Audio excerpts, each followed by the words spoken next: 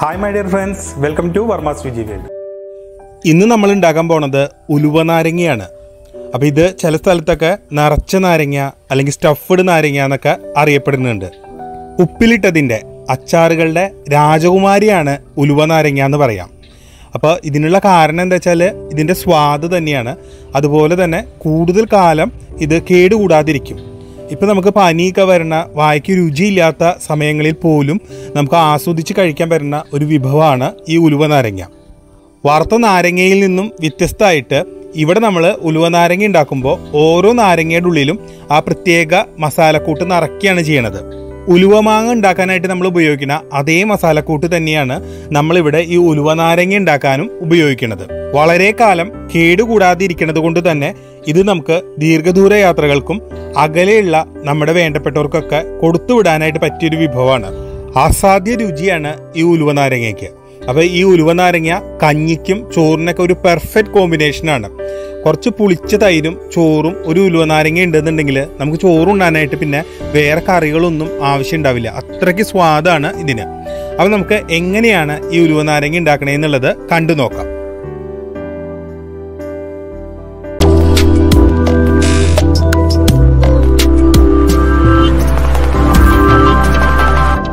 ഇന്ന് നമ്മളിവിടെ ഉലുവ നാരങ്ങ ഉണ്ടാക്കാൻ സഹായിക്കാൻ വേണ്ടിയിട്ട് ജയചേച്ചി എത്തിയിട്ടുണ്ട്.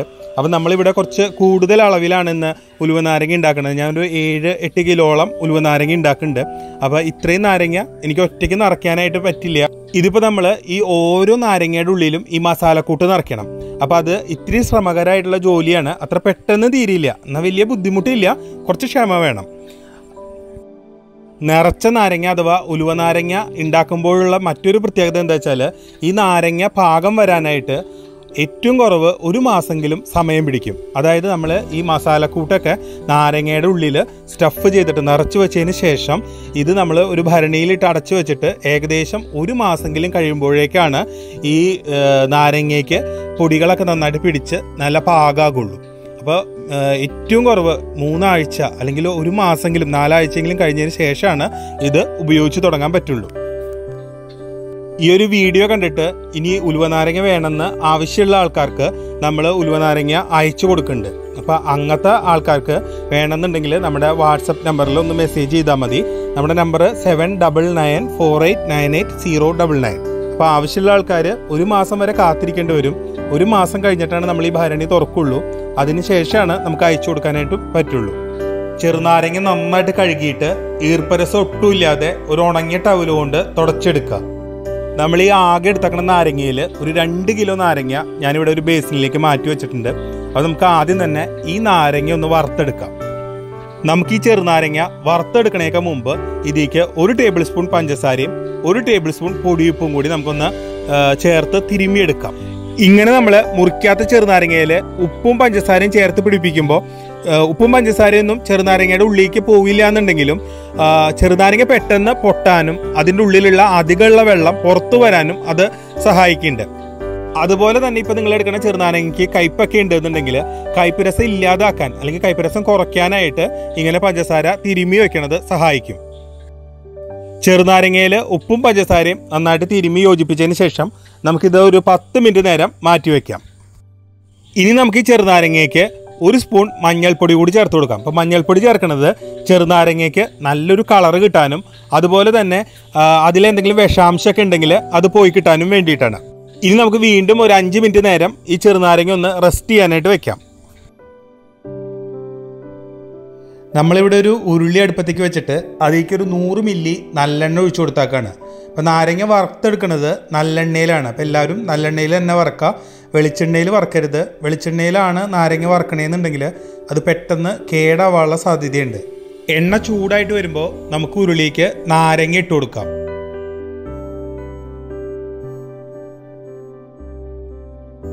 ഇവിടെ നമ്മൾ നാരങ്ങ വറക്കണ സമയത്ത് ഓരോ നാരങ്ങയും പൊട്ടണം. അതിനുശേഷം അതിൽ നിന്ന് അധികമുള്ള നീര് പുറത്തേക്ക് പോകണം. അപ്പോൾ പൊട്ടിയ നാരങ്ങകൾ നമുക്ക് ഓരോന്നായിട്ട് ഇതിൽ നിന്ന് എടുത്തു മാറ്റാം.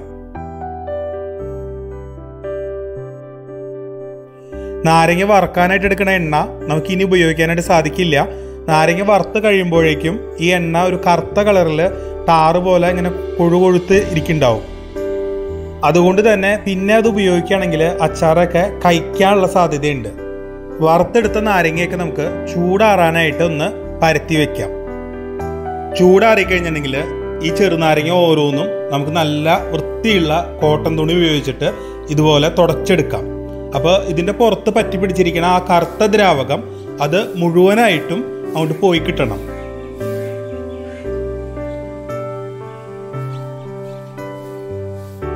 ഇതിപ്പോൾ നാരങ്ങയിൽ അധികം ഉണ്ടായിരുന്ന നീരും അതുപോലെ തന്നെ എണ്ണയും ചേർന്നുണ്ടായ കറുത്ത ദ്രാവകമാണിത്. ഇത് നമ്മളൊരു ടാറ് പോലെ ഇങ്ങനെ ഒട്ടി ഒട്ടിയാണ് ഇരിക്കുന്നത്. ഇത് നമുക്കിനി കളയാം. ഇപ്പം നമ്മൾ ഈ നാരങ്ങ മുഴുവനായിട്ടും തുടച്ച് വൃത്തിയാക്കി എടുക്കൽ കഴിഞ്ഞു.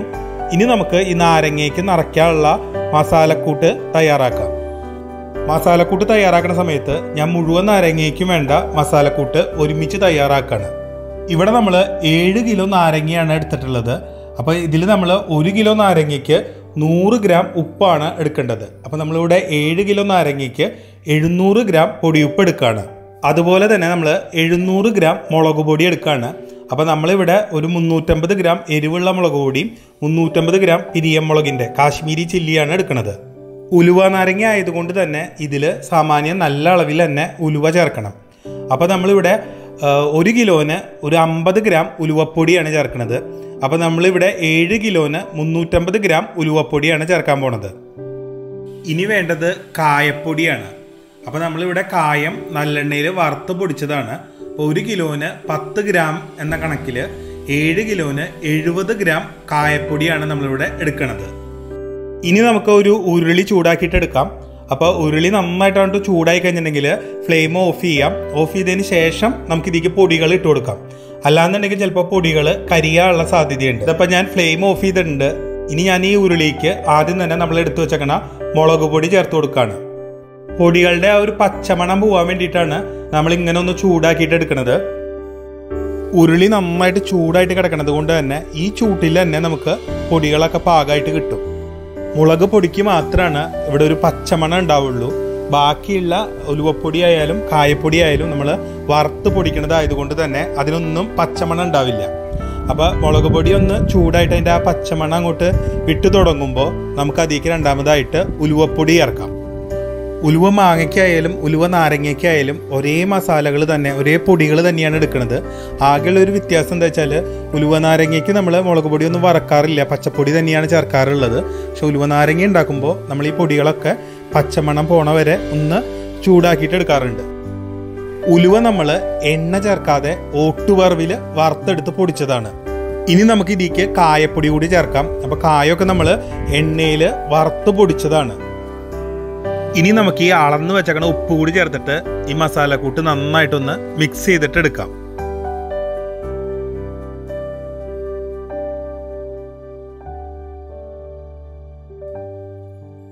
നമ്മൾ ഈ വറുത്തെടുത്താക്കണ ചെറുനാരങ്ങ ഓരോന്നും പൊട്ടിയിട്ടുണ്ടാവണമെന്ന് പറഞ്ഞുവല്ലോ. ഇങ്ങനെ ചെറുനാരങ്ങ പൊട്ടുമ്പോൾ അതിൽ നിന്ന് അധികമുള്ള നീര് പുറത്തു പോയിട്ടുണ്ടാവും. ഇനി നമുക്ക് ഒരു കത്തി കൊണ്ടോ അല്ലെങ്കിൽ സ്പൂൺ കൊണ്ടോ ഈ ചെറുനാരങ്ങയുടെ ഓട്ട ഒന്നുകൂടി വലുതാക്കിയതിന് ശേഷം അതിലേക്ക് നമുക്ക് ഈ പൊടി നിറച്ചു കൊടുക്കാം. അപ്പോൾ ആദ്യം നിങ്ങൾക്ക് തോന്നും ഒരു സ്പൂൺ പൊടി മുഴുവനായിട്ടും ചെറുനാരങ്ങയിൽ കൊള്ളില്ല എന്നുള്ളത്. പക്ഷെ ഒന്ന് സ്പൂൺ കൊണ്ടൊന്ന് അമർത്തി കൊടുത്തു കഴിഞ്ഞിട്ടുണ്ടെങ്കിൽ അതിൻ്റെ ഉള്ളിൽ 2 അല്ലെങ്കിൽ അതിലധികമോ പൊടി നമുക്ക് ഈസി ആയിട്ട് നിറയ്ക്കാനായിട്ട് സാധിക്കും. ഇനി നമുക്ക് ഈ ഓരോ ചെറുനാരങ്ങയും നിറച്ചെടുക്കണം. അപ്പോൾ ഓരോ ചെറുനാരങ്ങയിലും ഒരു പ്രത്യേക അളവൊന്നുമില്ല, എത്ര അളവിൽ പൊടി നിറയ്ക്കാനൊന്നുമില്ല. നിങ്ങൾക്ക് എത്രത്തോളം പൊടി നിറയ്ക്കാൻ പറ്റുമോ അത്രത്തോളം പരമാവധി പൊടി നിറച്ചെടുക്കുക. അപ്പോൾ ഇനി നമുക്ക് ഇത് മുഴുവനും നിറച്ചിട്ട് കാണാം.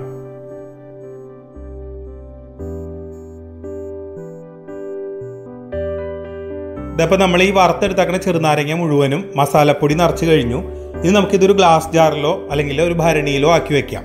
നമ്മൾ ഈ നിറച്ച് വെച്ചേക്കുന്ന ചെറുനാരങ്ങകൾ ഗ്ലാസ് ജാറുകളിലോ അല്ലെങ്കിൽ ഭരണികളിലോ ഒക്കെ ആക്കി വെക്കുന്ന സമയത്ത് ഇത് നമ്മൾ അടുക്കടുക്കായിട്ട് ലെയറായിട്ട് വേണം അതിൽ വെക്കാനായിട്ട്. അപ്പോൾ ഞാനിവിടെ ഈ ഗ്ലാസ് ജാറിലാണ് ചെറുനാരങ്ങ നിറയ്ക്കുന്നത്. അപ്പോൾ ആദ്യം തന്നെ ഞാൻ ഇതിൽ ബാക്കി വന്നാക്കുന്ന നമ്മുടെ ഈ മസാലപ്പൊടിയിൽ നിന്ന് 2-3 സ്പൂണ് പൊടി ഈ ഗ്ലാസ് ജാറിൻ്റെ അടിയിലേക്ക് ഇട്ട് കൊടുക്കുകയാണ്. അതിനുശേഷം ഞാൻ ഈ ഗ്ലാസ് ജാറിൽ ഒരു 2 അടുക്ക് ചെറുനാരങ്ങ നിറച്ചു വെക്കാൻ പോവാണ്.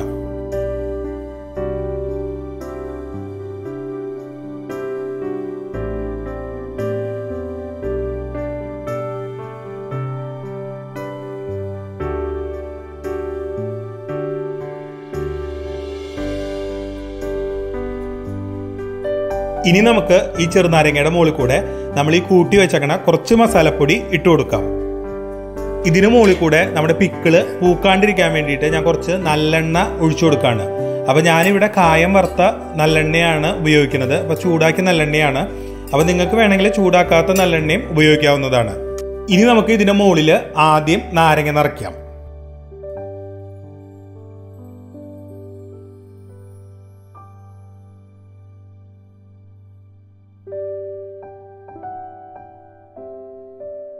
ഇതിപ്പോൾ നമ്മൾ അടുക്കടുക്കായിട്ട് ചെറുനാരങ്ങ നിറച്ച് കഴിഞ്ഞു. നമ്മൾ ഏറ്റവും മുകളിലും കുറച്ച് മസാലപ്പൊടി ഇട്ട് കൊടുക്കുകയാണ്. ഇപ്പോൾ നിങ്ങളുടെ കയ്യിൽ മസാലപ്പൊടി ആവശ്യത്തിന് ഇല്ല, കുറവാണെന്നുണ്ടെങ്കിൽ ആദ്യം ഏറ്റവും മുകളിലും മാത്രം ഇട്ടാലും മതി. ഇതിൻ്റെ മുകളിലും കുറച്ച് എണ്ണ തൂവി കൊടുക്കുകയാണ്. ഇനി നമുക്ക് ഈ നാരങ്ങ ഒട്ടും കേടാവാണ്ടിരിക്കാൻ വേണ്ടിയിട്ട്, പൂക്കാണ്ടിരിക്കാൻ വേണ്ടിയിട്ട് ഈ നാരങ്ങയുടെ മുകളിലേക്ക് ഒരു എണ്ണശീല ഇട്ട് കൊടുക്കാം. അപ്പോൾ നല്ല വൃത്തിയുള്ള ഒരു കോട്ടൺ തുണി എണ്ണ നനച്ചതിന് ശേഷം ആ എണ്ണ തുണി വേണം ഈ നാരങ്ങയുടെ മുകളിലേക്ക് ഇട്ട് കൊടുക്കാനായിട്ട്. എണ്ണശീലയുടെ മുകളിൽ കൂടിയും നമുക്ക് കുറച്ച് എണ്ണ ഒഴിച്ചു കൊടുക്കാം. ഇനി നമുക്ക് ഈ ഭരണി നന്നായിട്ട് മുറുക്കി അടച്ചു വയ്ക്കാം. അതിനുശേഷം ഏറ്റവും കുറഞ്ഞത് 3 ആഴ്ച, അതല്ലാന്നുണ്ടെങ്കിൽ 1 മാസം കഴിഞ്ഞതിന് ശേഷം മാത്രമാണ് ഈ ഭരണി തുറക്കാൻ പാടുള്ളൂ. 3 ആഴ്ച കഴിയുമ്പോഴേക്കും ഈ മസാലയൊക്കെ നാരങ്ങയിൽ നന്നായിട്ട് പിടിച്ച് നാരങ്ങയൊക്കെ നന്നായിട്ട് അലുത്തിട്ടുണ്ടാവും. എന്നാൽ അപ്പോൾ നമുക്കും ഇനി 1 മാസത്തിന് ശേഷം ഈ ഭരണി തുറന്ന് കാണാം. പണ്ട് കാലത്ത് ഉലുവ നാരങ്ങ ഉണ്ടാക്കുന്ന ആ ട്രഡീഷണൽ റെസിപ്പിയാണ് ഇന്ന് നമ്മളിവിടെ അവതരിപ്പിച്ചത്. അപ്പോൾ അത് നിങ്ങൾക്ക് എല്ലാവർക്കും ഇഷ്ടമായിട്ടുണ്ടാവുമെന്ന് കരുതുന്നു. അപ്പോൾ എല്ലാവരും ട്രൈ ചെയ്ത് നോക്കണം. അതിനുശേഷം നിങ്ങളുടെ അഭിപ്രായങ്ങളൊക്കെ ഞങ്ങളെ അറിയിക്കണം. അതുപോലെ തന്നെ നമ്മുടെ വാട്സപ്പ് നമ്പർ ഇവിടെ മെൻഷൻ ചെയ്യുന്നുണ്ട്. അപ്പോൾ വർമാസ് വിജി വേൾഡിൻ്റെ ഉലുവ നാരങ്ങ ആവശ്യമുള്ള ആൾക്കാർക്കൊക്കെ എന്നെ കോൺടാക്ട് ചെയ്യാവുന്നതാണ്. ഇന്ത്യയിലെ എവിടെയുള്ള ആവശ്യക്കാർക്ക് നമ്മൾ കൊറിയർ ചെയ്ത് കൊടുക്കുന്നതാണ്. അപ്പോൾ നമുക്കിനി വീണ്ടും കാണാം മറ്റൊരു പുതിയ വിഭവമായിട്ട്. അതുവരെ ബൈ.